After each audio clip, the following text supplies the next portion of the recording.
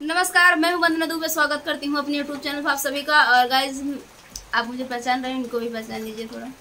मैं हूं अर्चना तिवारी और आज हम लोग सुनाएंगे एक छोटा सा प्यारा सा सोहर गीत।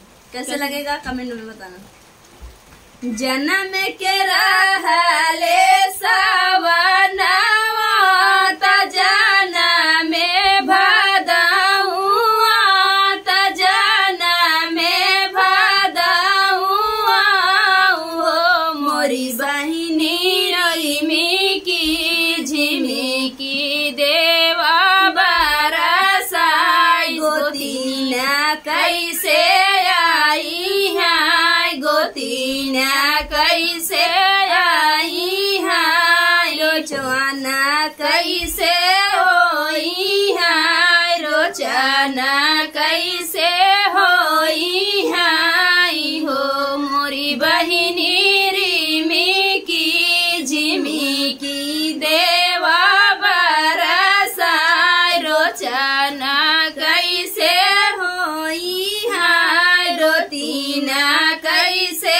आई है गोतीना कैसे आई है हो हरा हरा बसवा कटाई बात छतरीला नाई बात छतरी बनाई बाई हो मोरी बहिनी घर छतरी ले जाऊ बाई गोतिनिया सब आई है गोतिनिया सब आई है रोचना तब होई है रोचना तब होई है हो मोरी बहिनी घर घर छतरी